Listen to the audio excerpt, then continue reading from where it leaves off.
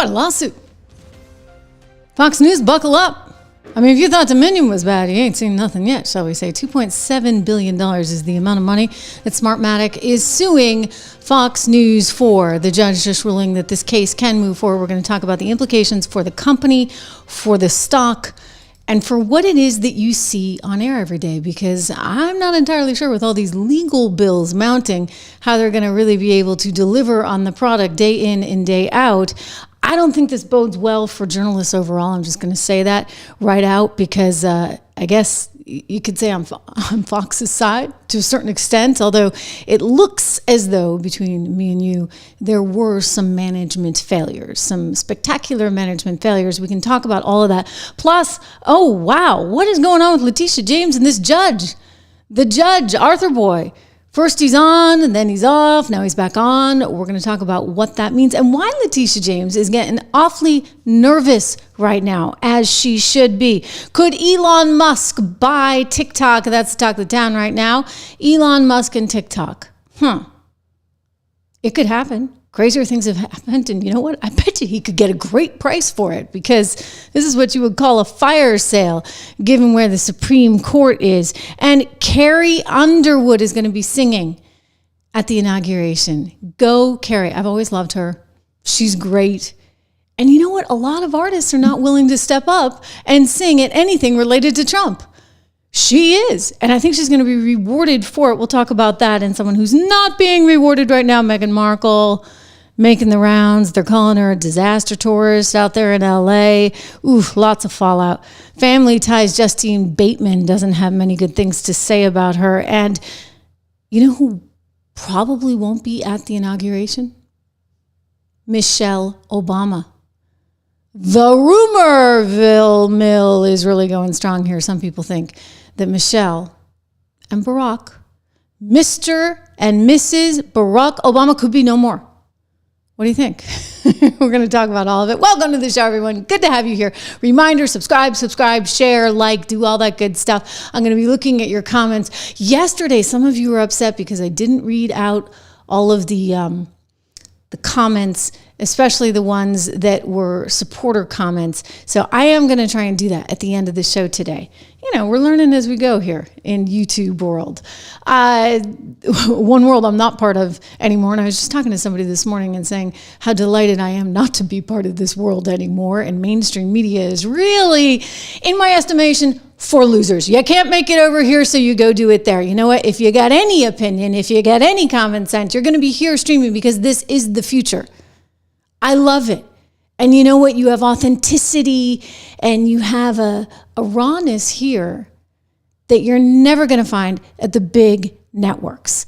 You'll find lots of misinformation, lots of half-truths, lots of spin over there at those networks, but you're never going to find it over here. Not in podcast world, not in streaming world. Anyway, this could be the end of Fox, as they say. Smartmatic suing Fox News for $2.7 billion. It's a lot more than the Dominion suit, which was around 1.2 or so. They did settle that one for $787 million. Wow. So Smartmatic knows that there's precedent. They know there's more where that came from, shall we say. Now, don't get me wrong. Fox News can handle it as a company. I do believe they made around $15 billion last year. Of course, in terms of the actual profitability of the company, I think it was around 1.5. Don't quote me on the numbers. That's just off the top of my head. But if they're making profit-wise about $1.5 billion, it's sizable.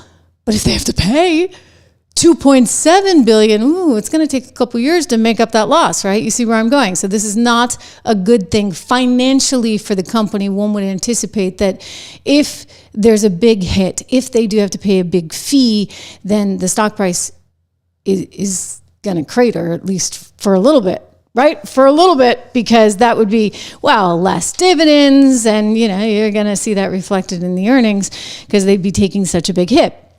So again, the judge in New York, we love those New York judges, right? Given the green light here to move forward with the Smartmatic suit. Now, why this is of significance is it was a big deal with Dominion. So you recall, right? Let's go back to 2020, and there were a lot of people on air on Fox News. Rudy Giuliani was one of them. Sidney Powell was another, saying, look, we don't think that this election was on the up and up. We think that there's some flaws within the software systems of these particular companies that were making these voting machines. And allegedly, none of this was really vetted. So they put this information out there, and look, it's Rudy Giuliani, right? He's counsel to the president. It's Sidney Powell. So from a journalist perspective, it's news. You get Rudy Giuliani saying this, Sidney Powell saying this. It is news. And so I understand and I empathize with why they were putting them on and trying to hear more and trying to understand more. The question becomes, and this is what Smartmatic is going to have to try and prove, at what point did maybe they think this is all bogus and we don't really think there's any there? Tucker Carlson didn't think there was any there. There are text messages between him and Laura Ingraham and John Hannity, and everybody's like, yeah, there's no there, but it's good for ratings, basically. So if Smartmatic is able to prove that no one actually believed this CRAP, but instead they were just doing it to get a grand slam on the ratings, then yeah, Fox is going to have a problem. If they're able to prove that management was just concerned about ratings, then yes, they're going to have a problem. Now, I'm going to tell you something. I don't believe for 2 seconds that Maria Bartiromo didn't believe in it. I think she believed everything that Sidney and Rudy were saying. And so in fairness to her, journalist to journalist, if you actually are interviewing someone who is a counsel to the president, that's a big deal, right? He's got a big position. Sidney had a big position, and this is what they're saying, then it is news. And you should be able to openly talk about it. You shouldn't have to worry about this threat of Smartmatic coming down. But, and this is the big but, okay? If management knew better, or if other anchors within the system that were speaking to management and everybody felt a consensus that, Sidney was high and Rudy was high and blah, blah, blah, and yet you aired these things anyway without the other side of the story, specifically when it comes to Smartmatic. I didn't realize this. I just learned this today. They were actually only involved in one particular county out in LA. So they didn't even have their machines widespread throughout the country. Then are you doing sort of a defamation exercise? I mean, you are hurting a company, you are hurting its reputation, and are you doing so recklessly? In other words, is this a kind of malpractice as a journalist or as an organization? This is what Fox is going to be facing, because again, if management and some of the more senior anchors there, I mean, let's face it, Tucker had a big show there at 8 o'clock, we're saying this, that, and the other, and no one was sort of reining anything in or asking to have the other side of the story, then Fox is going to have some problems. And if Fox has some problems, I think that they're going to be looking at mounting legal fees. They're going to be potentially looking at a big judgment there. I mean, again, they're asking for $2.7 billion, which is a lot more than the 780 some odd million, nearly $1 billion that Dominion got, but the stock tanked after that one, right? The stock was not happy. We'll see where this company's heading. I mean, this is one problem for Fox, but there are other problems. There are other problems just given where this entire medium is heading, and it's heading far away from cable mainstream. It's heading right over here to where you are with me right now. So I appreciate it. Make sure you subscribe, all that good stuff. Make a comment. Again, I'll be getting to the comments later in the program. But this is a very sort of organic, shifting sector. And the media business as a whole is really in for some more massive changes. So the last thing, ladies and gentlemen, that Fox needs about now is this Smartmatic suit. But yes, it's coming back to haunt it. I don't love it because just as a journalist, I want to be free to talk about whatever I want to be free to talk about. But I also think you do have a responsibility. You just can't actually, go out there and you can't print lies, right? And if you have any information that would suggest otherwise, it's putting everybody in a really bad spot if you're only giving one side of the story. And in this case, it turns out that the story didn't have a whole lot of there because Smartmatic was only in one county. So again, if you're going to assume everything terrible about Smartmatic, just remember it's only in one county in LA. So it's a lot. It's a lot of damage that was done to the brand. And they do have a leg to stand on, like it or not. So this could be very, very, very difficult for Fox News. Again, the judge deciding there just recently that they can move forward with the $2.7 billion defamation lawsuit. What does this mean in terms of the here and now? I think it means you're going to see more cost cutting. Now, this is a company that makes a lot of money, but it's also paying a lot of money to its lawyers. and it's facing the potential of a devastating blow to its balance sheet vis-a-vis the Smartmatic issues. So what are they doing? I think they're looking for places to cut costs. And so one of the ways to do that is to play musical chairs with your anchors. Maybe you get rid of some of the anchors that are costing you a lot of money, but maybe aren't delivering on the advertising front. I mean, you can't get rid of Laura, right? You can't get rid of Sean. You definitely don't want to get rid of Jesse. And by the way, I bet you he's not costing you much. Tucker was probably a whole lot more expensive. So Jesse's a home run, but they did get rid of Neil, as you well know. This is it, the final segment. But today I also wanted to let you know this is my final show. I am leaving Fox. I've been planning this day for some time. This just seemed like a good time. Now, some of you might be thinking, well, Neil, it's about time. After all, I've been doing this for nearly 3 decades here. You know what's kind of sad? Like, he kind of helped build Fox. All right, I know you guys don't like him. I know that he was kind of anti-Trump and anti-MAGA. And listen, it didn't help him with his ratings. I will say this. You got to be in sync with your viewers. Otherwise, you're at the wrong network. I mean, if your viewers love Trump and you really, really don't like Trump, then you probably should have been exiting stage left a long time ago because, you know, I mean, you're swimming upstream at that point. Anyway, they're subbing this other guy in that I had never heard of, but some of you yesterday were like, oh, no, I love him. I love him. So some guy who's on the weekend show named Will Kane, I guarantee you a heck of a lot cheaper. And listen, they need to think strategically. They're not the growing bonanza that they used to be, even though the ratings are doing well. They got serious costs. So they're putting in this guy, Will Kane, who's going to take over the 4 o'clock slot. And you know what? It's not going to be hard to improve the ratings. You know, unfortunately for Neil, plus it was a business show, and who wants to watch business when you could be watching politics and it's so much more entertaining? I say this, by the way, as a business reporter. I'm really into business. Not everybody else is. Neil was really into business. So it'll be interesting to find out where he does go. He did say that he's not leaving news, he's just leaving that place. So Will Kane is coming in. He's going to take over the slot at 4 p.m. and they're going to continue whittling away at costs. Hey, they were able to get rid of Pete Hegseth, right? Pete Hegseth doing a stellar job there on Capitol Hill today. Pete Hegseth, the former, at this point, Fox host who used to host, maybe he was there before or during Will's time. He was doing the weekend show there. Great guy. By the way, I worked with him at Fox. Really smart, phenomenal. My experiences and interactions with him were only positive. And, you know, some of the things that have come out, I've been sort of disturbed to hear. I would say that I'm troubled by the fact that there's so many anonymous sources. Ooh, the media loves to talk, and there are a bunch of catty little jealous folks. And so what's happening? Well, one's saying to one, or saying to another, this is anonymous sourcing upon anonymous sourcing, where they're trashing Pete nonstop. Anyway, Pete Hegseth made a really compelling case there on Capitol Hill today. I want to play you a little excerpt of it because Pete's all about bringing us back to basics in terms of having a strong military that hopefully we don't have to use, but heck, if we're going to use it, we're going to win. For this position, the primary charge he gave me was to bring the warrior culture back to the Department of Defense. He, like me, wants a Pentagon laser-focused on lethality, meritocracy, warfighting, accountability, and readiness.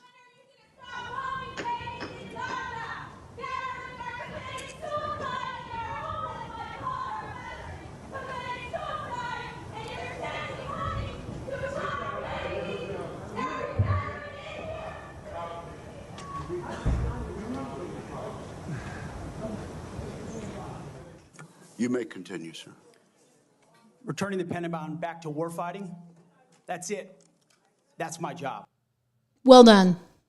You had a lot of other really good things to say, but I think at first, I'll just tell you honestly, I was a little surprised when I heard it. And I think Pete's a phenomenal guy. He's also really smart, like Princeton and Harvard. And then, you know, the whole military background, it means that you'd actually have somebody who had been in the boots on the ground running the military, which is what I would call refreshing. And let's face it, all the executives from those big defense companies and all those generals, they really haven't worked out so well. So why not? Hey, why not give it a shot with somebody new and a fresh approach? he'd also do a heck of a lot, I think, in terms of boosting morale for those that really don't have a lot of faith in our military right now. I mean, heck, you get people recruiting for the Navy on TikTok in drag saying, guess what? You can go get your transgender operation. Seriously. I mean, so I'm just saying, it doesn't really feel like it's the kind of thing you want to do and be part of when that's the message getting out there. So I think Pete would do wonders for trying to restore this faith in patriotism, which is so lacking right now, and it's so important in the military. So good luck to him. I think he's got a real good shot at this point. We'll see how this all shakes out, but it's a good litmus test, right? It's a good test to see whatever happens to Pete, is this the way the country's going to go? Because Trump has phenomenal ideas, all kinds of ideas on how he can help fix this country. We're going to talk about one of them a little bit later in the program. He's talking about getting rid of the IRS and putting in an EXS, external revenue service. How do you like that? Vis-a-vis tariffs. Quick shout out to our friends over at American Heart for Gold, one of our great sponsors here on the Trish Regan Show. You can get up to $15,000 worth of free silver right now at American Heart for Gold if you text my name, Trish, to 65532. Again, text Trish to 65532, or just go to trishlovesgold.com. 1-844-495-1115 is the number if you want to give them a call. Obviously, a lot of things that are very uncertain right now, but perhaps the one thing that is certain, as much as I know Donald Trump is going to do his darnest to bring down inflation, it is a very challenging task. And so it's one of the reasons I incorporate gold into my own portfolio. It's one of the reasons when I see it reach a certain level, I add to it, I never sell it. And I think it's just part of a well-diversified portfolio. If you agree with me, give them a ring or go to trishlovesgold.com or just text my name, Trish, to 65532 today. I want to turn to another story. This is fascinating. The judge in the Letitia James case against Donald Trump, you know that one for like $486 million. They're trying to penalize him for nearly $500 million because he had an inflated version of what he thought Mar-a-Lago was worth vis-a-vis what the judge and Letitia James think it's worth. They say 18 million. Good luck. I said I would buy it for 18 million. Seriously. I mean, that would be a steal. Letitia, you ought to line up a few investors and get that one together if that is really and truly the rate. But there's some funny stuff going on with the judge. It's all coming as Letitia, of course, responds to Donald Trump winning this election.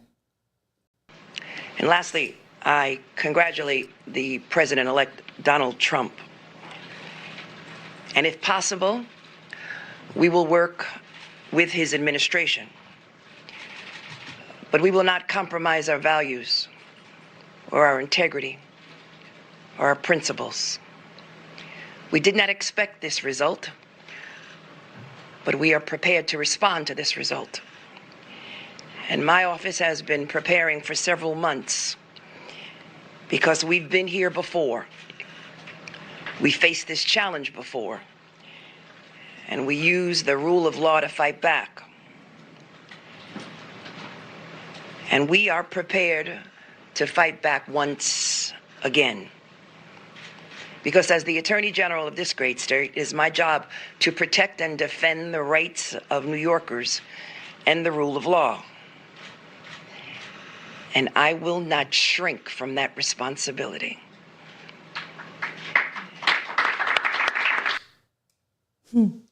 She won't shrink from that responsibility. But what exactly is going on? Do you see the headline I have at the bottom? This was actually back in June of 2024. Judge Erdogen will not recuse himself from the Trump civil fraud trial. Okay, he wasn't going anywhere.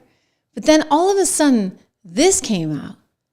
It came out that he was being kind of forced aside.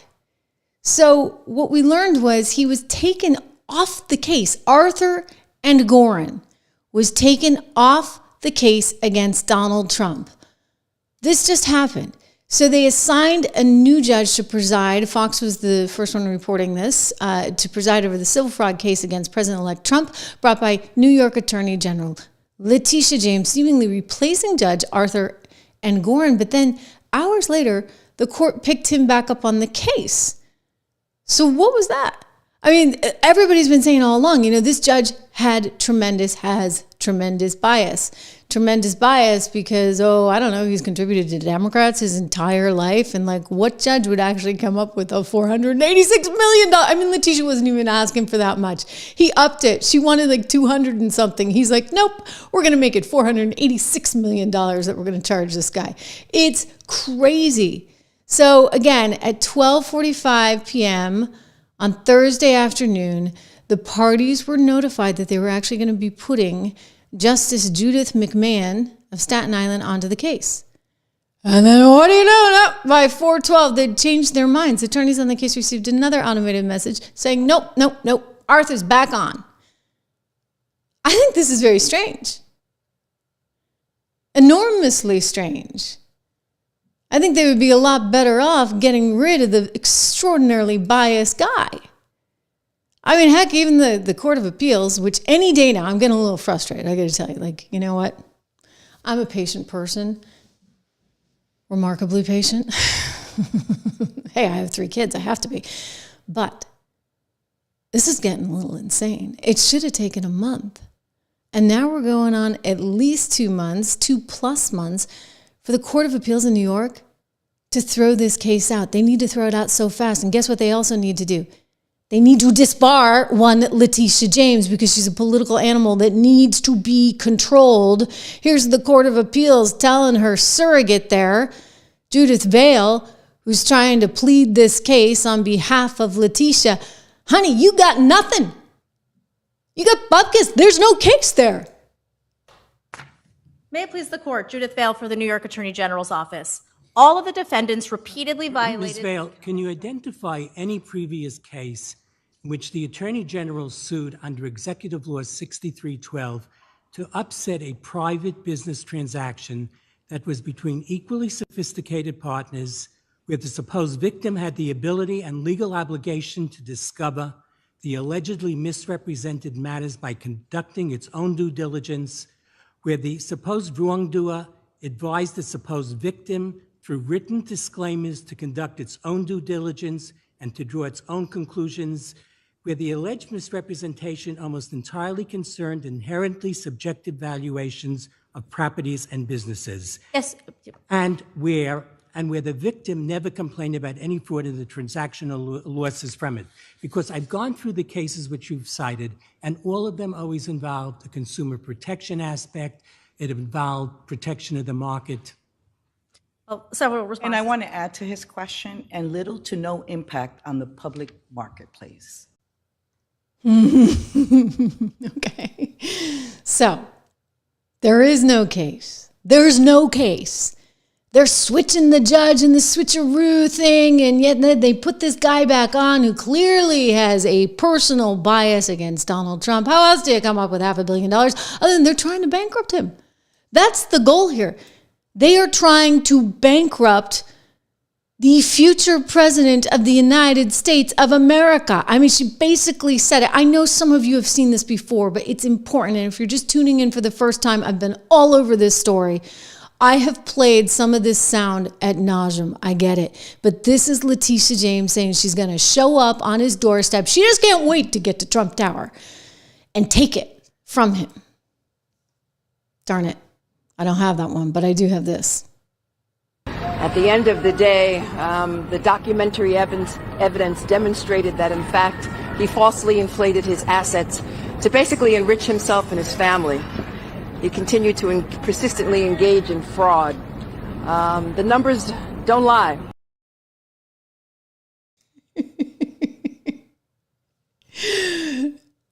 I mean, Leticia, you really want us to think that Mar-a-Lago is worth $18 million? Really? I mean, are we supposed to take your word on it? When did you become a real estate expert? So let me just point out, you don't actually know what anything's worth, technically, until it sells. That's when you have something on paper. Prior to that, it's kind of in the eye of the beholder. But I would point out that Mar-a-Lago makes $56 million a year in income. Therefore, why would anybody sell it for 18? It didn't have any debt on it. I mean, this woman is completely high, but you know what? She has a totally different agenda. We've seen that agenda on... He's called me venomous. We will fight back to your attempt to bring Trumpism to New York City. He's called me disgraceful. Over the fact that they stole the Supreme Court seat. An illegitimate president and an illegitimate member of the United States Supreme Court. He's called me radical. Listen, we know he's crazy. We know he doesn't have a sound mind. We know he's out of control. We know he's losing it. We know his days are numbered and we will come together. Okay, boy, does it get under your skin or what? So she has a political vendetta against him. She figured she could raise her profile. Heck, she may want to run for president one day. And she has the ability to say, oh, you know what? I'm the one that went after Donald Trump. I'm the one that bankrupted him. I'm the one that did this, that, and the other. Good luck, honey, because, by the way, True Social, I guess, is worth a lot of money these days.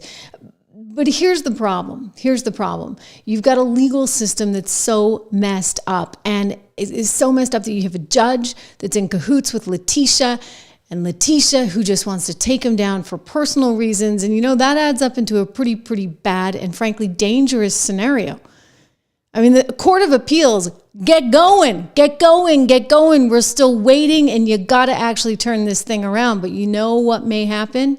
Kos Patel may beat them to it first. More on that in a second, but first a shout out to my financial research company, 76research.com. If you're interested in investing in stocks, and believe me, you should be. You really should be. I can't emphasize that enough. Go check out 76research.com. We have a special deal for just $1 a month. Use code word dollar, DOLLAR, my gift to you for just $1 a month. You can get all of our research there from the 76 report. For an additional, I think it works out to like an additional $22 a month. You can tack on one of the portfolios. We have 3 different portfolios. One's a growth portfolio, another's an income builder portfolio, and then we have an inflation protection portfolio. So go check it out, 76research.com today. But I'll tell you this, Letitia should be very scared right now. If I were her, I'd be terrified, because you know what? Everything's going to get exposed. They're peeling the Band-Aids off right now. We're going to just see how messed up this is. Kash Patel saying this just the other night. I mean, this is so unprecedented. It's just amazing that he would say that. It's shockingly unconstitutional, Trace. It's great to be with you, and I'm here to announce on your show a measure that I'm working with Congress that should be Congress's bread and butter. And I'm calling for the subpoenas to be issued to Judge Merchan's daughter's company, who made $15+ million from the illicit information pouring out of her father's courtroom. I want to know the bank records, because money doesn't lie. Yep. I want to know how deep it is and how much of it went to the family and how much of it is going to the family after this false conviction. And then we need to investigate the FEC actual violations that this judge and his family conducted, because he should never have been overseeing this trial to begin with, because of the illicit campaign money that was flowing through there. And the unconstitutional due process violations are only the beginning. So America is calling for accountability of our judicial system, and Congress is the only lever that has it. And I'm hoping for 1 or 2 brave members of Congress that I'm talking to issue those subpoenas ASAP. So he's referring, of course, to what was going on with Judge Merchan and the quote-unquote hush money case, which is just a travesty unto itself. And frankly, there was no crime, and Alvin Bragg knew that, and he didn't have the jurisdiction, et cetera. So that thing should get thrown out. And he's right. Like, he wants to know just exactly what was going down between Merchan, and was Merchan getting any of the kickbacks from his daughter? It could just be that he was this ideologue that had this crazy vision that somehow he was going to stop Trump. That might be what was going on with Arthur too. But I will say this, Letitia should be worried, because there's already a motion filed by one Elise Stefanik in the state of New York to disbar her. And I suspect, one of you guys is pointing this out, and you're right, that this case will be ruled on by the Court of Appeals after the 20th. So after the inauguration, you can anticipate that this will get thrown out on its you-know-what, and Letitia with it. Because at that point, people are going to start to say, why did you waste taxpayer dollars? Why did you waste taxpayers' time? Pam Bondi is also involved in this. Pam Bondi going in, and she is going to be absolutely merciless. She has already made it clear over and over again that there are heads that need to roll. And let me just say this is not a political thing, okay? I'm the last person. I actually really, as a patriot, just believe in the sanctity of the system and making sure that we have a fair system so that innocent people are protected. We can't have a system where, oh, you're my political enemy, therefore I'm going to go after you with lawfare. What kind of country is that? And by the way, the tables can turn just as quickly. I mean, for the last 4 years, we've seen versions of that in the social media platforms, right? Mark Zuckerberg now admitting it all. He's spilling the beans on just exactly what the Biden administration was doing. Look, we don't need that, okay? You can't have a country where you're going to shut off half of the people or an entire side because you don't agree with their vision of the world. It's just so unbelievably, horrifically wrong. So a lot has to change. Kos Patel coming in, I think. Pam Bondi coming in, I think. And I think you're going to start to see things that really shift things. I mean, already, if you listen, and again, I've played this before, but in the Court of Appeals, David Friedman, one of the judges there at the appellate court, is saying, wait a second, how do we make sure that this kind of stuff doesn't get so out of control in the future? Because we can't have attorney generals with this much power, wielding this kind of power, doing these kind of crazy things. You're pointing to Ernst & Young, you're pointing to First American. Ernst & Young, you're dealing with the collapse of Lehman Brothers. First American, you're dealing with an action brought against an appraiser who overvalued properties at the behest of a lender perpetrating a scheme to induce unsophisticated consumers into taking out home loans that they could not afford. It hardly seems that justifies bringing an action to protect Deutsche Bank against President Trump, which is what you have here. I mean, you've got two really sophisticated parties in which no one lost any money, and that was the point of my initial question. Every case that you cite involved where there was damage to consumers, damage to the marketplace. You've got a scheme to get unsophisticated consumers to take out home loans. You got a collapse of Lehman Brothers. You don't have anything like that here. Well, first of all, Your Honor, the statute doesn't require that whatsoever for liability. And the statute is written broadly because the legislature wants the Attorney General to go in and stop fraud and illegality.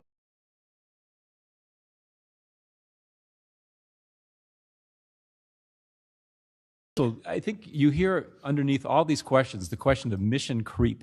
Has 6312 morphed into something that it was not meant to do? And that's something you must address, because there has to be some limitation on what the Attorney General can do in interfering in these private transactions, as Justice Friedman said, that where people don't claim harm. So what is the limiting principle? I want to jump in. Thank you. Piece of my mind pointing out that I was muted when I said this. I was just saying, like, this is crazy, right? The judge is leading to this question of, wait a second, if you're telling me that the authority is within the AG's perspective and they have this ability, then we actually need to look at the statute and we actually need to start changing things, because nobody should have the ability to do what she did, right? That is just so blatantly overly wrong. And that has to change. So I would anticipate that, yes, we are going to see some changes, and we may see some actual sort of massaging of the law in ways that would restrict Leticia James going forward. And that needs to happen. So Leticia, you should be worried. I actually think that you're going to be probably out of a job, probably out of a law license, and probably in some trouble with federal authorities, which would be a good thing. Reminder, if you have not gone to 76 Research, if you don't want to spend $1 a month, come on, you guys have $1 a month, right? $1 a month, you can cancel anytime, so you're not even at $1. $1 a month at 76research.com. It goes to $9.95 after the first 2 months. So again, you can cancel anytime, but go check out Invest in MAGA, because that's totally free. Investinmaga.com. Rob and I, that's my partner at 76 Research. He's a long-time dear friend and brilliant stock picker, absolutely brilliant. And, you know, he did this for 20 some odd years on Wall Street, running billions of dollars. And now I'm like, hey, we need to do something for people that don't understand finance in the same kind of way. And there's so much opportunity ahead. I'm a big believer in this, that you need to be invested right now. So go check that out at investinmaga.com today. Make sure if you haven't subscribed that you do subscribe to this channel. We got a lot to get to. Do you know that Elon Musk is considering buying TikTok? That's the word on the street. Elon Musk making a play for TikTok, potentially, possibly, at least China apparently wants it. This is the headline that just came out of Bloomberg last night. You see Elon Musk could possibly be looking at buying TikTok. Well, he certainly could do it, right? He's got a lot of money. And I don't know if TikTok would be that expensive right now, only because it's a little bit of what shall we say is a fire sale. I don't love fire sales because I don't think they're really fair. But at the same time, I don't think that TikTok's that fair. I'm just going to say it, given what I've seen on the platform. I am on the platform. I have a TikTok account. A lot of my stuff doesn't get through. Full disclosure. But it doesn't get through on Facebook either. So there, hey, we're hoping that changes now that Marky Boy is suddenly drinking the MAGA juice. We'll see. But TikTok is a concern, of course, because they have access to all of your data and, they have the ability, one thing that you guys don't necessarily understand, I've been sort of shocked by, is how intrinsic these apps are to your actual phone. So have you ever looked at Facebook, for example, and you're like, wait a second, I was just researching that like 2 seconds ago, or, and then all of a sudden you're getting an ad for it right on your Facebook account? Well, that's because they know everything that you're searching. You have to go into the deep back of Facebook and turn all of that stuff off. It's not easy, okay? Like, I do it myself every now and then, and I'll go back and I'm like, wait a second, why is it on? And I made sure with TikTok to turn everything off, but somehow, occasionally, it gets all turned back on, and I'm like, what? So TikTok has a lot of access to everything that you're searching, every one of your contacts, etc. And there's some fear about that in light of, China not really being exactly what we would call a friend. Yeah, Tawana522 saying, it's like they can hear you. Piece of my mind pointing out the algorithm. The algorithm is everything, but it is like they can hear you, right? It's like they're inside your head. And so if you don't turn everything off, this is what happens. And so the concern, obviously, and you guys get it, is that from a national security perspective, do you really want a Chinese company having that much access to all these Americans? And it's a real concern. Kevin O'Leary, do you know him from Shark Tank? He's a great guy. He used to come on my Fox show all the time. I like him. He's a capitalist. He's a common sense realist. He's actually been trying to put a consortium of buyers together to buy TikTok himself. Now Elon has emerged as a potential buyer. He was just talking about this on with Jesse Waters last night. Let's take a listen. In the end, TikTok is Trump's deal. All right? He's not giving it to anybody else. It's his deal. He's going to use it for all kinds of leverage. I get it. It's a negotiating tool against China. I get it. But he is the consummate deal maker. He's not going to let this drift into someone else's hands. That's my personal take. I asked him myself just 24 hours ago, are you going to support bringing this thing and keeping it alive? Because I got a lot of businesses running on it, and he will. Let's see what happens next. So the Supreme Court is expected to say, nope, China, you're going to have to divest your U.S. assets. So TikTok being one of the, ByteDance is the parent company. You're going to have to divest this somehow. It's going to have to go to Americans. Kevin's actually Canadian. But hey, if we have any luck, Canada may be one of us pretty soon. It's a reason enough for Kevin to back that idea.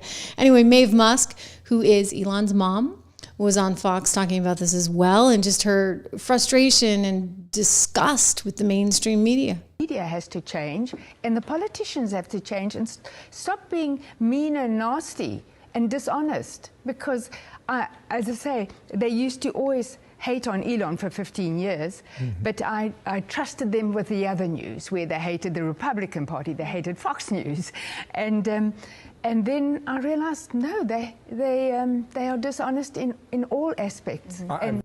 Yeah, really dishonest. I think mainstream media is overall working for mainstream media. I think even Fox News, to a certain extent, is a kind of controlled opposition, right? Once Tucker got out too far, or yours truly got out too far, especially on the COVID stuff, saying this is ridiculous, why are we shutting down the entire country, then problems ensue. Chuck Schumer was going after Tucker, saying that it was just an abomination, that he dared to take a different side of things on J6. So in some ways, just mainstream media being mainstream media is controlled by corporations that have corporate interests and political interests, and that's just the reality of it. And one of the beauties of, say, something like the streaming platform here is that there is no higher up. There is no one looking at my scripts. I don't even have scripts. How great is that? I don't even have to have, let me tell you, the liberation there and not having to sit there and wait around for the teleprompter. I always wrote all my stuff, but except for the teases. The teases were hard because, I just want to give it all away. I just want to tell you everything right away. So trying to tease you and say, hey, stick with me through the commercial break, that was a whole other thing. But I would say that is still a very controlled mechanism. And all of these publications, whether they're print, whether they are networks, they're kind of waking up to the reality, some of them anyway, that they're just stale and old and wrong. The LA Times owner who backed Karen Bass, and by the way, at the 11th hour, wouldn't actually come out and back Kamala Harris for the presidency, just like we saw over at Washington Post, Jeff Bezos saying, no, we're not going to do this anymore. Same thing happened with the owner of the LA Times. And people were furious. There were resignations at both papers. Well, anyway, he just came out and said, we kind of got it wrong on Karen Bass. You think? This is the mayor of LA, ladies and gentlemen, just to remind you, who took off for Ghana as the winds were coming into LA because she felt it was more important to be in Ghana on New Year's Eve on the taxpayers' dime to celebrate the inauguration of the new president in Ghana in Africa. She took $17 million away from the budget for the firefighters, but somehow miraculously found $17 million to put towards DEI nonsense. Here's the LA Times owner saying, gee, we got that one wrong, really wrong. First of all, we'll accept some blame, right? So at the LA Times, we endorse Karen Bass. I think right now in front, that's a mistake, and we admit that. So I thought it was very important early on for me to come out. And I think we were one of the few to say competence matters. We got maybe 20, 23 million views to show how that was really dear to the heart of most people, whether you're right or left. And it's an interesting thing is that maybe we should think about how we elect people on the basis of, did they actually run a job? Did they actually make a payroll? Do they understand what it is?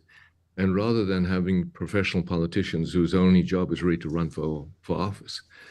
There's nothing, I'm not trying to be disparaging, but I think we're at the stage now of the nation and the world, and there's many things we'll talk about even in healthcare, that you really need people to understand how it affects a man in the street, how it affects the working type of person. And I think President Trump in this election has understood that, and he's become truly a Republican Party, as you said, he's become the Democratic Party in terms of addressing the problems of the man in the street. So competence absolutely matters, and I'm glad that that's been taken up as almost a meme now, that competence matters. Piece of my mind, I'm laughing. He says, competence matters. What a novel idea. You know what? It's crazy, right? Because competence, for whatever reason, didn't matter at all in politics. And then along comes Donald Trump, and people are like, oh, wow, he has a business background. Oh, wow, he's had to meet payrolls. Oh, wow, he's a builder. He understands interest rates. He understands the dynamic international economy in which we live, in which, by the way, you don't need to always send the military, but maybe you can use some things like tariffs pretty effectively to try and get your point across with all these countries. I mean, wow, imagine that. Competence. About time, right?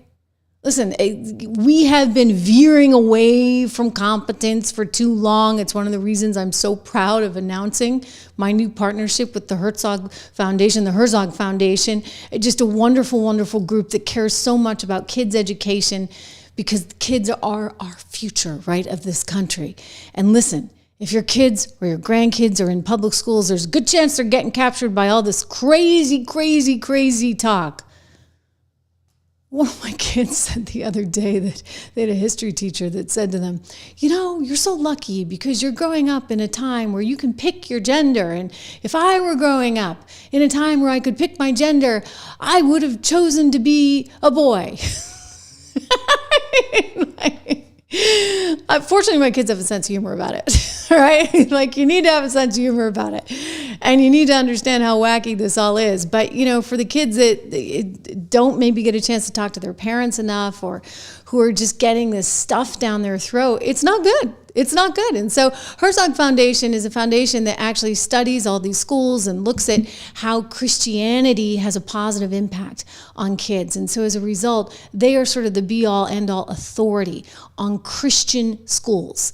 And I can't say enough about the goodness of Christian schools. By the way, went to Catholic school, 1st, 2nd, and 3rd grade myself. My father actually wound up suing the bishop on behalf of the nuns that got fired for no reason. In my little state of New Hampshire, it became a big deal, went all the way to the Supreme Court. It was a pro bono case. He loved the nuns because, you know, the nuns were everything to him. Growing up in a big Irish Catholic family, they wouldn't have had food, they wouldn't have clothes if it hadn't been for the nuns. So he defended the nuns. It became a huge story. First time nuns had ever sued a bishop. Oh, the Vatican wasn't happy. It was like on the cover of the New York Times. He was on Good Morning America, the Today Show. I remember this also vividly as a little kid, because the upshot was I had to leave my wonderful little Catholic school, which I loved.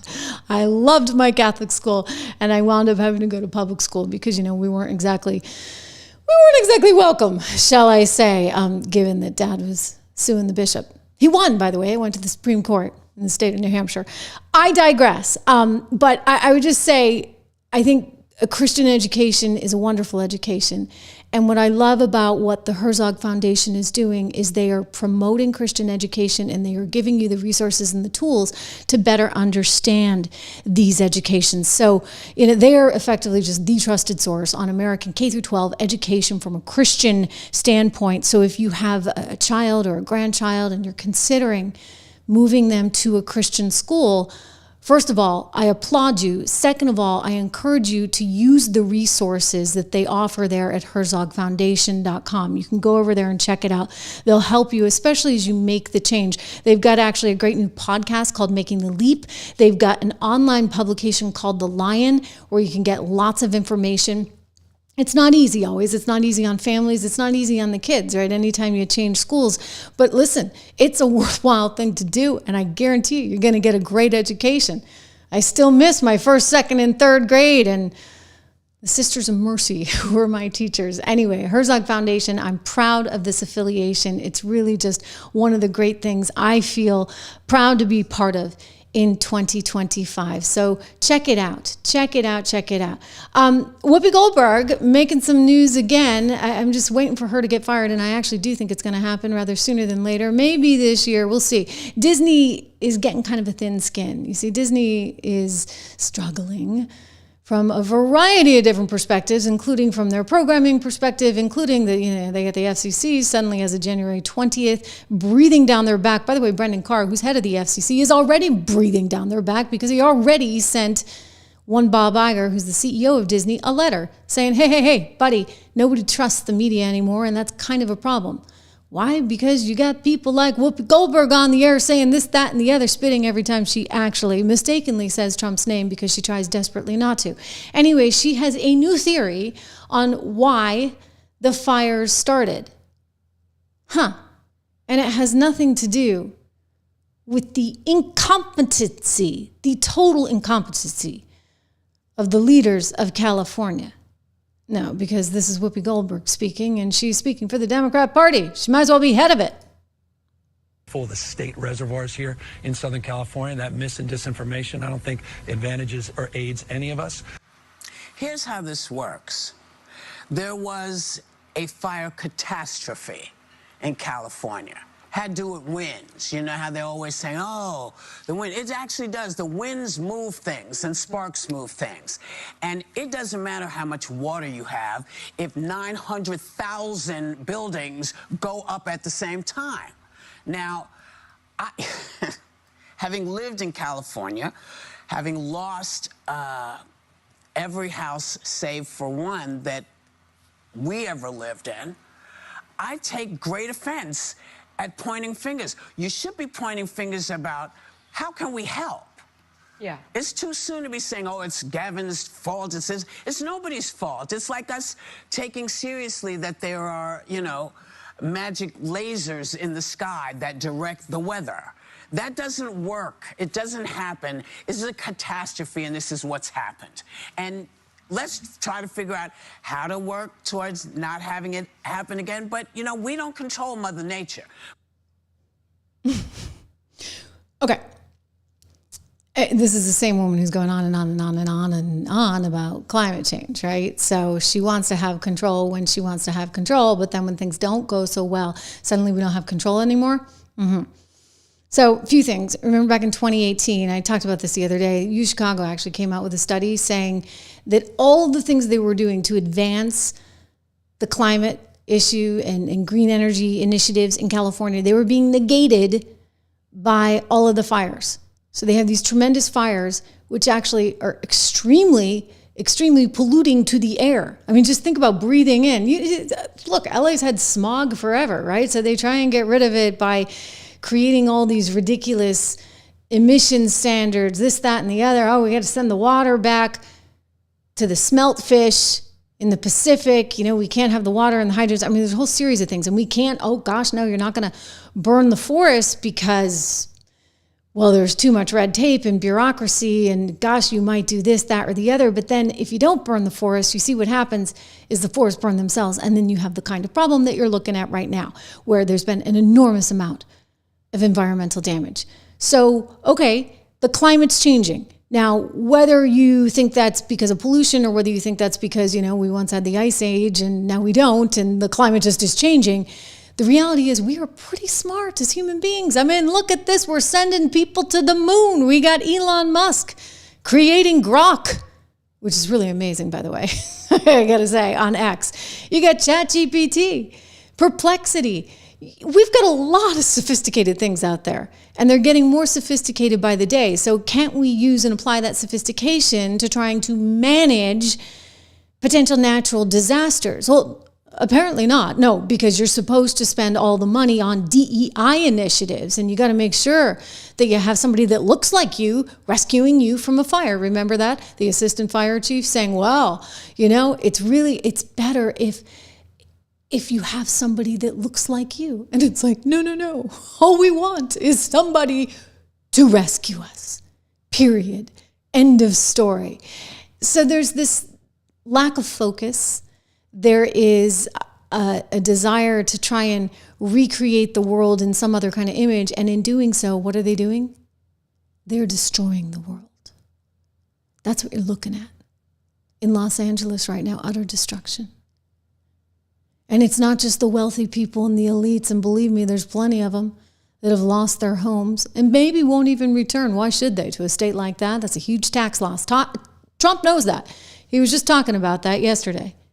Huge tax loss for California. So now you're going to be left with all the people that sadly, you know, couldn't lose their homes to begin with, probably don't have the insurance, and they're going to be in a very, very tough spot. But Whoopi just wants to blame the wind.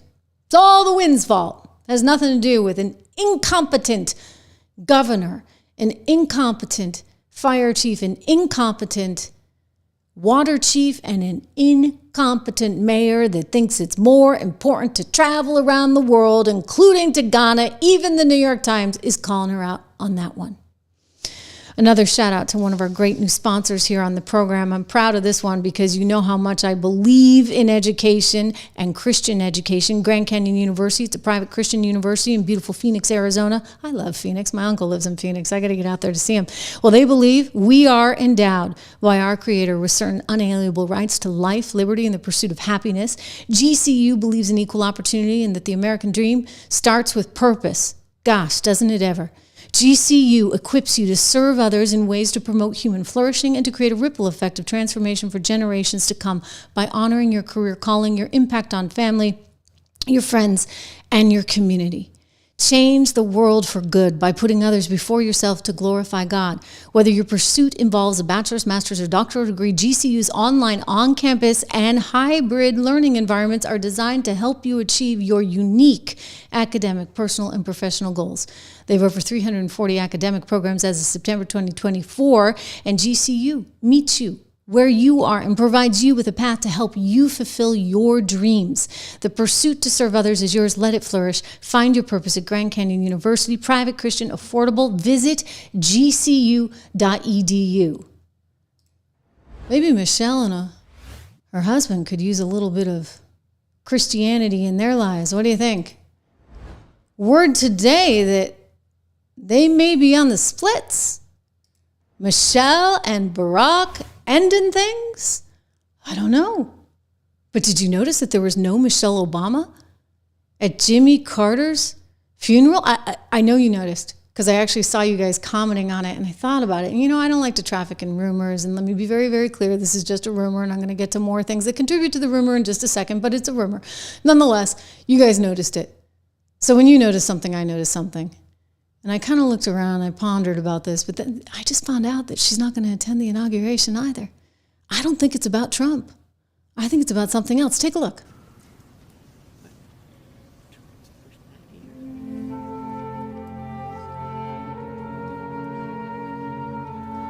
By the way, I just got to say, this is one of those great moments because you're like, thank God Kamala Harris is not our president.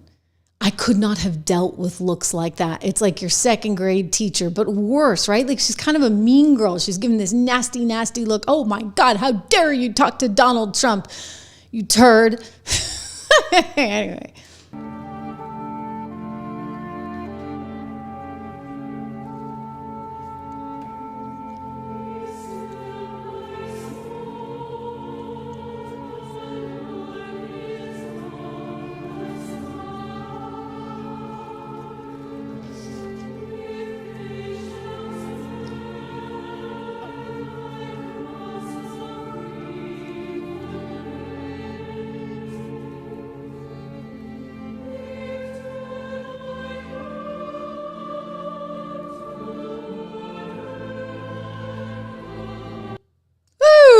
That was a dirty look, okay? Really, really dirty look.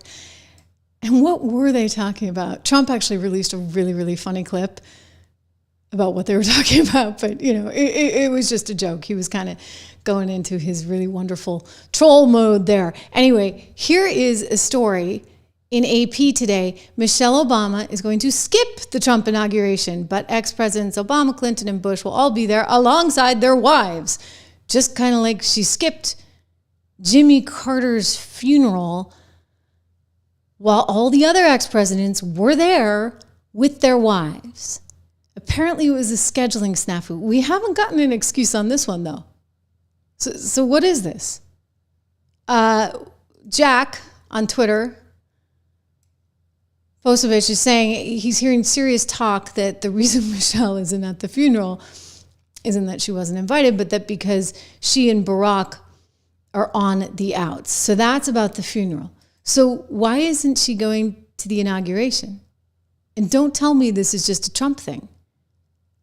No. I mean, Jill Biden is going to have Melania to the house for tea. They're apparently going to do that. There's a lot of pomp and circumstance going on. And Michelle's suddenly just deciding not to participate in any of it. Not even, Jimmy Carter, right? Like, Democrats love Jimmy Carter. There's no reason that she shouldn't have been at the Jimmy Carter funeral. Unless it really is that she can't stand being next to this guy. One Barack Obama, who said, by the way, you know, as he was leaving office, he needed to spend a little time with her and get things on the mend. Truth is, after 8 years in the White House, I needed to spend some time one-on-one with Michelle if I wanted to stay married. And she says hello, by the way. I also wanted to spend some quality time with my daughters, who were suddenly young women on their way out the door. So he said he needed to spend some time with her. She, in the meantime, said there was a good 10 years where she couldn't actually stand her husband. Yeah, People magazine picked up on it. This is the soundbite. She went on a podcast and actually said, really, I guess it was Revolt TV, that she just couldn't stand him for 10 years. People think I'm being catty by saying this. It's like there were 10 years when I couldn't stand my husband. Michelle Obama is getting candid about love and marriage. The former First Lady doesn't hold back during a December panel with Revolt TV. When talking about her relationship with her husband of 30 years, Michelle reveals things with Barack weren't always picture perfect, especially for about a decade. Sounds like they're not so picture perfect right now. Well, that would be interesting. We shall see. Again, we don't want to, we're going to be very cautious here. This is completely unconfirmed. Completely unconfirmed. But strange. Okay, strange that the former First Lady, her husband was there for 2 terms, is not showing up at Jimmy Carter's funeral or showing up at the inauguration of one President Trump. But you know who will be there? Carrie Underwood has a big new gig. Carrie Underwood is going to be singing at the inauguration. I love this. By the way, I love her. Loved her on American Idol. I'm a big country music fan. And she's kind of made this transition in a really good way, right? To pop as well. So she does country, she does some pop. She's now back on American Idol as a judge, and apparently they're okay with it. What do you know? What do you know? And it's a big deal because don't forget, like Hollywood has shunned Donald Trump. And here's this artist with her country roots coming out and saying, you know what? I want to be part of this. I want to be part of this historic moment. And I'm honored and I'm flattered and I'll be there. So she said specifically, I love our country and I am honored to have been asked to sing at the inauguration, to be a small part of this historic event. So go, Carrie. We're behind you. I bet you anything like her sales are going to go through the roof. You know, the MAGA bunch is a good bunch, good bunch of people. And they like to support their own. So she's coming in at a time when, oh gosh, this other country artist, she must be just furious, right? Just furious because she thought it would help her career if she left country. That would be one Maren Morris. And I know you're like, who the heck is she? She sang a song that I used to like called Rich. And then she sang another one called My Church. And she was climbing the charts in country. But then she said she was getting the hell out of country music because she has too much to say. And it was somehow too limiting because of Donald Trump and the fact that country music fans liked Donald Trump. And she did this big article in the LA Times. And then here's another one. I think this one is from People, where they're talking about how she was leaving because of what she views as country music and its willingness or unwillingness to honestly reckon with its history of, quote, racism and misogyny and open its gates to more women and queer people and people of color. And then she went on, actually, this is the LA Times. So she said, after the Trump years, people's biases were really on full display. It just revealed who people really were and that they were proud to be misogynistic and racist and homophobic and transphobic. All these things were being celebrated, and it was weirdly dovetailing with this hyper-masculine branch of country music that she calls butt rock. So Maren's out. Carrie's in. I think that's a good trade.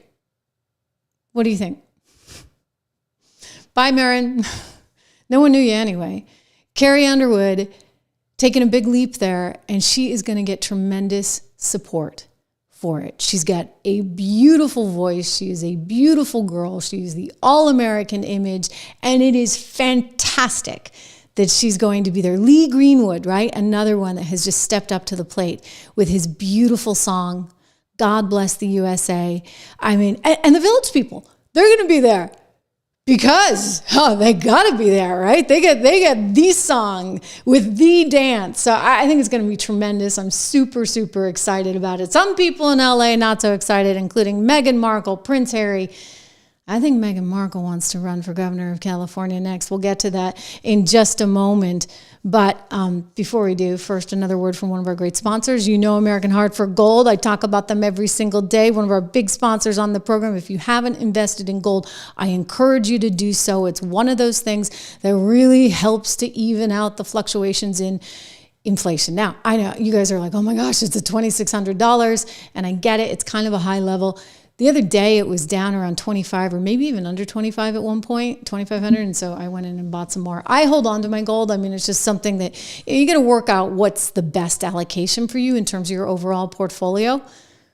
But, everybody's different and everybody's at a different stage in their life. But if this is something that, you think would be beneficial, I certainly think it is. I think it's one of those ways that you help protect your dollars against all the inflation that's been happening and that's going to continue to happen. So gold for me is a no-brainer. You can get up to $15,000 in free silver, though, right now as well. If you invest with American Heart for Gold, go to trishlovesgold.com today. Trish Loves Gold. Text Trish, my name, to 655-321-844-495-1115. Again, text Trish, Trish, to 655-32 today. Meghan Markle and Prince Harry decided it was important for them to go and see the victims of the fires. So they went out and they started handing out food and handing out water and all this kind of thing. And they're doing this whole big PR stunt because, of course, Meghan has a new show debuting on Netflix. It's like this lifestyle Martha Stewart kind of show. It's actually got a really, really, really amazing promo. I watched it this morning and I was like, wow, the promo is everything. Like, it's really uplifting and happy. And you're like, yeah, but it's fake. Like, it's so fake. It's so produced. Anyway, talking about fake and produced, she showed up at the hurricanes because, forgive me, what am I saying, hurricanes? Wildfire. We just had hurricanes. Yeah, those hurricane victims aren't getting any kind of attention compared to a whole other separate story, right? Compared to what they're getting in LA. But anyway, she went to the LA fire victims and she went to try and hand out water and necessary supplies with her husband, Prince Harry. And this is the video of them, which they proudly had circulated out there doing their good deeds, trying to help out however they can. There you see them looking so concerned, hugging everybody, trying to do their part to make everybody feel better. Oh, isn't that great? And of course, the cameras are rolling because they're taping for her show, which actually was postponed until March because of the hurricanes. And so they're getting a little bit more PR about it, talking about the show out there, telling people how bad they feel. But then, somebody picked up on this, and this is kind of worth noting, the feeling that it might just be all a little bit fake and a little bit phony and all done for the benefit of the cameras. Because you see, as they were walking away, they had no interest in anyone. Check this video out that somebody posted on Twitter. Here they are. Okay, they're walking away, just walking straight on by, not looking at anyone. There's like a disabled person there in a wheelchair, boom, going straight on by. And so there's this sense that it's not really for real. And you know who knows that? Justine Bateman. Justine Bateman, remember her? Family Ties, Michael J. Fox. She played the sister. Justine Bateman came out with a tweet. And Justine wrote, Meghan Markle and Harry are no better than ambulance chasers. What a repulsive photo op they achieved. They are, quote, touring the damage. Are they politicians now? They don't live here. They are tourists. Disaster tourists. Wow. Well, Meghan didn't appreciate that, nor did Harry. And so now they're out telling the New York Post that was really low of Justine. And they're just astounded that she would think that they would do anything just for attention. How many of you think Meghan and Harry are doing that for altruistic reasons? Just curious. We can take a poll. Tell me what you think. Another shout out to another great sponsor, Balance of Nature. I take my fruits and veggies every single day, and I credit Balance of Nature with helping me stay healthy. Knock on wood, I have not had a cold this winter. This is like miraculous. This might be the first winter I've never had. I realize we're still in the thick of it. It's only February. I don't want to cut my chickens before they hatch. But I credit Balance of Nature with helping me stay healthy. Balanceofnature.com. You can get 35% off with my code word Trish, Trish. You can call them at 1-800-246-8751, 1-800-246-8751 today. All kinds of testimonials on their website. So I encourage you to go to balanceofnature.com and make sure you use the code word, because not only will you get the 35% off, you will also get free shipping. So listen, it adds up. But it's a new year. It's time to prioritize on yourself. This is one of the ways you can do it. I take the fruits and veggies. There's lots of other different products there, though, on there for everyone. I just find the fruits and veggies to be great. They're gummies. I like gummies. Okay. I do like gummies. I like gummies so much that my secret stash of Swedish fish is, I'm like, I can't just keep eating the balance of nature because they taste good, right? So I have to supplement with Swedish fish now and then. Anyway, I'll tell you, I am so excited about everything that's going to happen because I am convinced we really are going to make America great again. I am so excited for January 20th. I am so excited for all the goodness that's going to come. I'm so excited for the economic policy. You know me, I'm a complete dork on this economic policy, and I love what Trump put out on Truth Social today. Check this out, you guys. This is amazing. He says, for far too long, we have relied on taxing our great people using the IRS, Internal Revenue Service. Through soft and pathetically weak trade agreements, the American economy has delivered growth and prosperity to the world while taxing ourselves. It is time for that to change. I am today announcing that I will create the External Revenue Service to collect our tariffs, duties, and all revenue that come from foreign sources. We will begin changing those that make money off of us with trade. Charging those, I should say. We will begin charging those that make money off of us with trade, and they will start paying finally their fair share.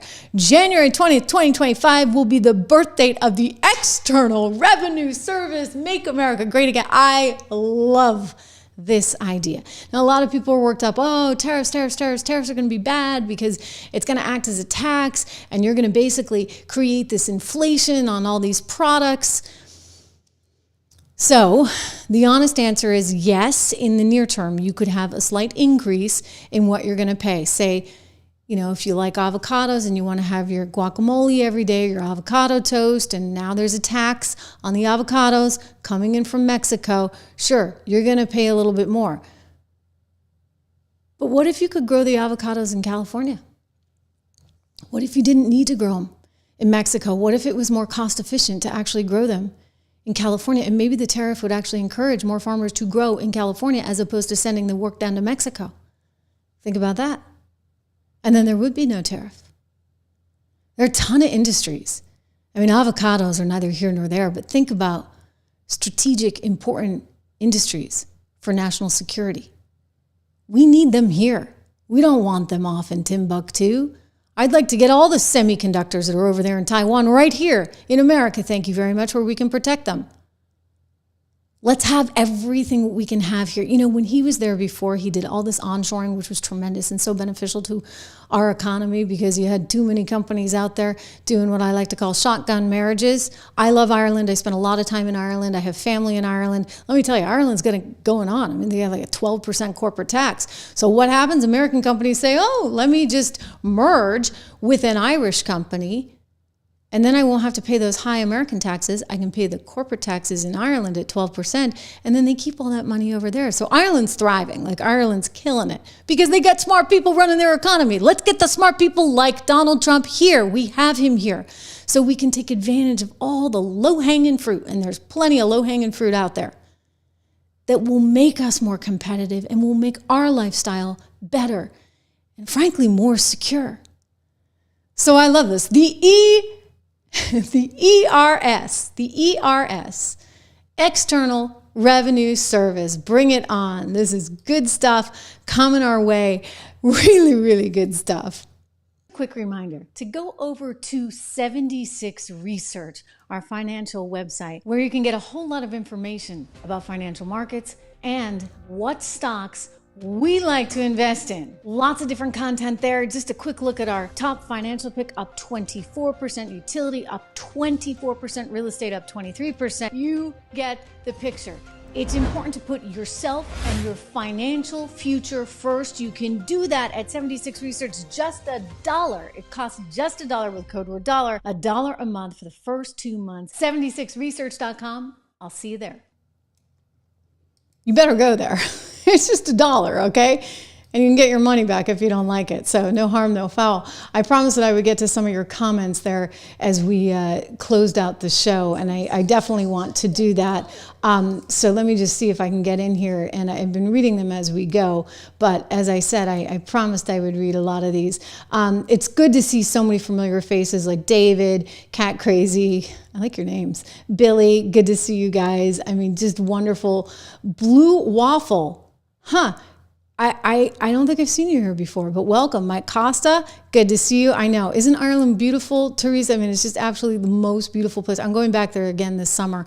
And I've learned a lot actually being over there. It's just such a terrific place. My kids love it too. I mean, it's just, and plus we got lots of cousins and stuff. So that is all good. I love this. Cat Crazy. Trump is an original, authentic gift to America. I think it's so true. Mike Costa, I agree with you. Cat Crazy. Again, you guys are really active today. Just wonderful to see so many people here and speaking in the chat live. It's really kind of special what we've been able to create. And look at us. We're up over 500,000, which is just incredible. I mean, when I started this, I actually talked to somebody who is in television today, and she's trying to go to another network. And I was like, why go to a network? Why do you want to do that? I mean, just think about what you can create on your own. And, you know, if you're willing to slug it out and I think put in the effort, it's so clear, like this is a way to reach people directly. And all of this is changing and it's growing so fast. And here I am looking at your comments, but I suspect that in not too long, we're actually going to be doing this in different ways. Like maybe actually you can actually come on. Like we could have you like zoom into the show, right? Like there's going to be so many things that are actually possible. And I just think it's so amazing to be here at the start of all of it. I see you guys are really big Carrie Underwood fans as well. So we're all in agreement on that one. It's good to see Don back as well. Don, I know it was hard for us to see you when I was overseas in Zermatt, Switzerland. And I didn't actually do a lot of skiing, actually. I was working most of the time, but, you know, I'm also no longer the young skier that I once was. You know, I grew up in New Hampshire, so that's what we did for fun. And I used to race and stuff as a kid. At some point, though, as I got older, I'm like, you know, I could break something. I really could break something. And that would be pretty bad. So again, I'm just sort of going through your comments here. I appreciate all this tune in and I love it, guys. It's really wonderful to see this. And I thank you. I really thank you for your dedication and your excitement about this, because this is how we have been able to grow.